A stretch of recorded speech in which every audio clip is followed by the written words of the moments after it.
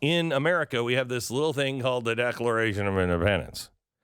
And governments are instituted among men to protect those freedoms. And when a government becomes hostile to those freedoms, it is the people's right and it is their duty to throw off the chains of that and create a new government that is not hostile to those freedoms. So in other words, you can't break away because you want to have slavery. But I think it's pretty clear you can break away if you want to just live by the Constitution and the Declaration of Independence, because the old government started forgetting about the whole freedom thing. Well, I hate to even say that because people are going to say, he's advocating violence. He's saying we should go into a civil war, which I'm not saying at all. Oh my gosh, these people on the right, they're so dangerous. I know. Let's do something safe, shall we? Let's just read the New Yorker and listen to their podcast because they talk about books and things like that. And they had Andreas Malm on, who is really great. I just want you to listen. Here's cut one. Andreas Malm is a professor at Lund University in Sweden. He studies the relationship between climate change and capitalism. Yeah. And he advocates for far more drastic action than we've seen so far. His recent book, How to Blow Up a Pipeline, is a bit more nuanced than the title suggests, but at its core, he really does want environmental activists to rethink their commitment to nonviolence and embrace tactics of sabotage. Stop just a second. Let me get this straight. So, Stu, I believe we have to discuss this like this. I believe when he says it's more nuanced than the title really kind of leads you to believe, How to Blow Up a Pipeline. It doesn't sound like it really does, that it is more nuanced, because he then just went and said, but it's more nuanced than, the title would seem, but he really does want people to think about, dumping the nonviolence thing. Well, Glenn, the nuance that's associated with the title, How to Blow Up a Pipeline, just, of course, indicates that there are far more things that you can blow up. Oh, not just a pipeline. You could blow up a pipeline. You could blow up a tanker ship. I can see things more clearly now that you speak like this. Yes. You could blow up a bunch of school children who exhale CO2. All these things are options for the future of environmentalism. People. Thank you very much. Back to the podcast. I spoke with Andreas Malm last week. Andreas, you've been a climate activist now for a long time, and in 2007, you were part of a Swedish group that started deflating the tires on SUVs. Tell me about that. What was the impulse and how did it work?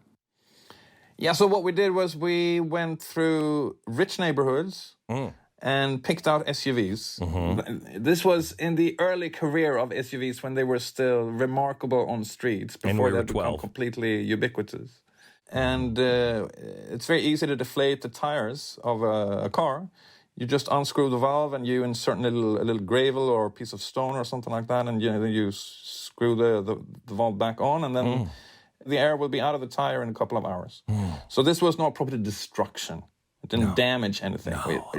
It created an inconvenience for the owners of SUVs. Okay. All right. So this began his journey towards civil disobedience, cut two. What was the moment that you realized that your next book would have to be about targeted sabotage, and why? That moment was very much the summer of 2018, which was unprecedented in Northern Europe for the wildfires and the drought and the heat wave. Yeah. And during that summer, I felt panic and desperation, as a lot of people did. This was the summer that led Greta Thunberg to start her later very famous school strike movement. And that sort of changed the picture because in 2019, all the way up to the outbreak of the pandemic, the climate movement in the global north reached its zenith of mobilization, really its peak of popular force out of the streets.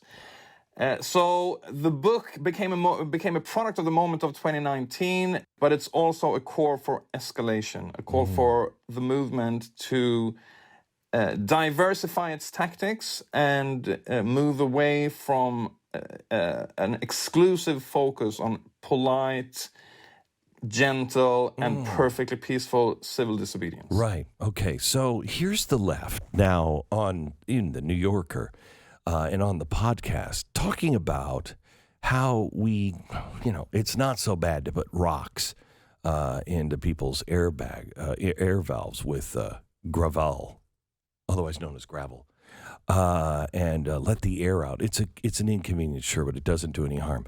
But then now we really see that we really have to go away from nonviolence because it's really not working. So here he is on blowing up a pipeline. What actions are you recommending for the movement?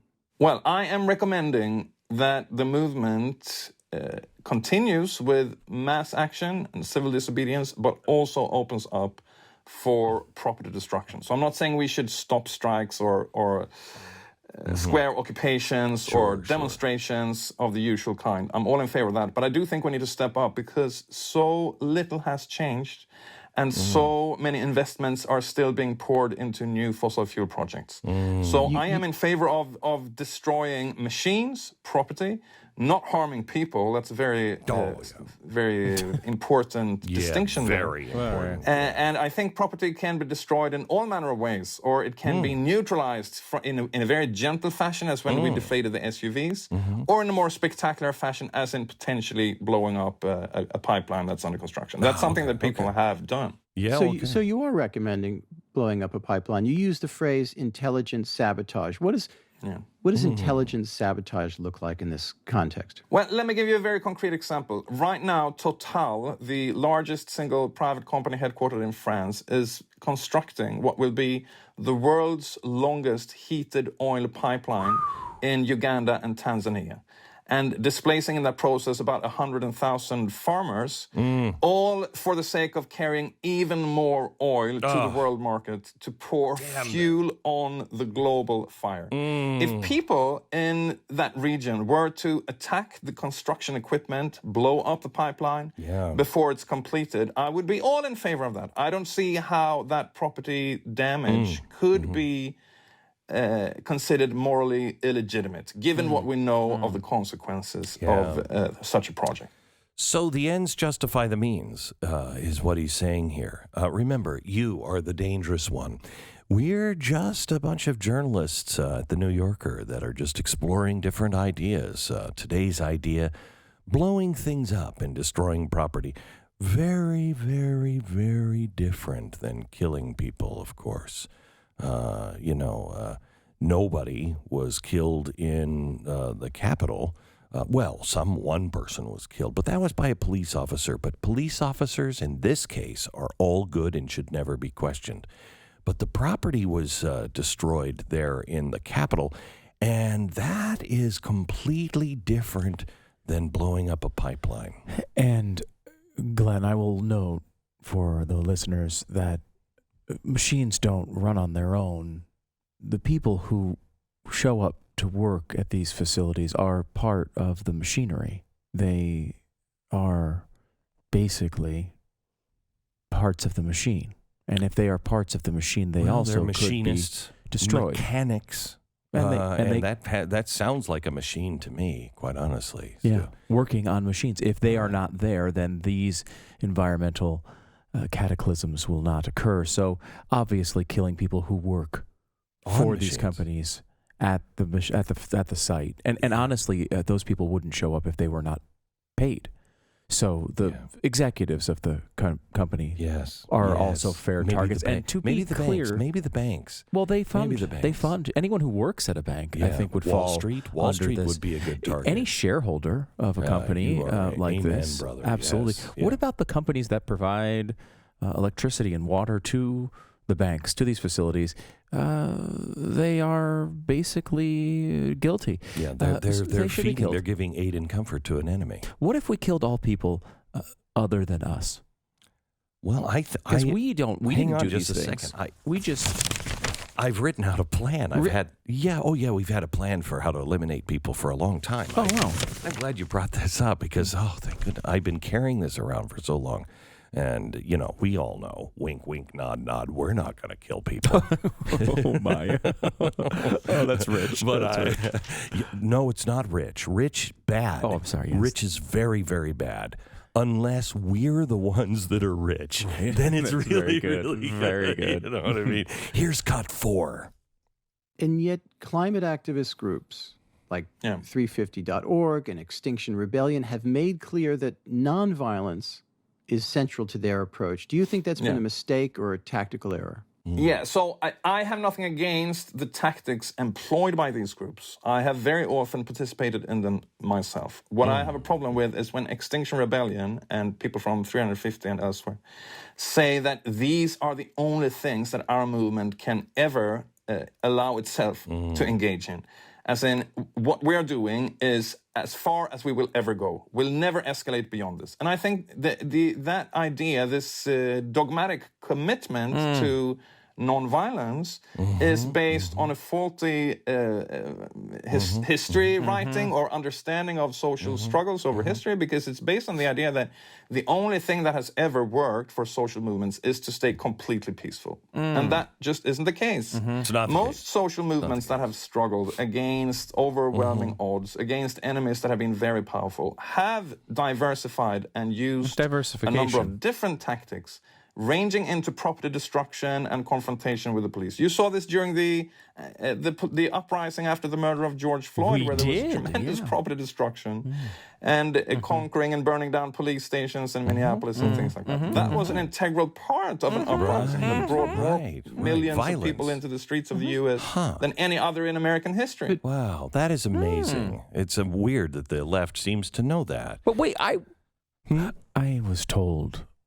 earlier. Well, it was largely nonviolent. Sure. Largely nonviolent. Almost, sure. I don't think there was any. Was there didn't violence? see violence. What I saw was people that were committed to a cause. By the way, the FCC needs to investigate its own history of racism and examine how its policy choices and actions have harmed black people and other communities of color.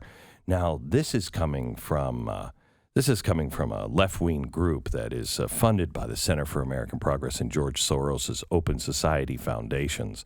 They're wonderful. They're called the Free Press. You might remember them. But they said, what do we have to do? Do we have to? How many are we going to have to just shoot Republicans to reclaim our democracy? Now, you might think that that's violent, but it's not being covered in the press at all. Even though that's a letter they wrote to the FCC. Are we going to have to shoot Republicans to reclaim our democracy? That is really not so important, okay? Because they have a reason to do that. Things are really, really tough. And, they're not just saying, let's shoot Republicans. They're saying, we have to reshape the media, and that is so important. And if we can't get people to move, then maybe we should shoot Republicans. And it's very nuanced. Very nuanced. We have been telling people that they're not allowed to have firearms. So how will we be shooting all the Republicans? We can have them, right? We can have them. Yes, we can have them. We have them, and they can't have them. That's right. We're part of the elite. I forgot. Yes, okay.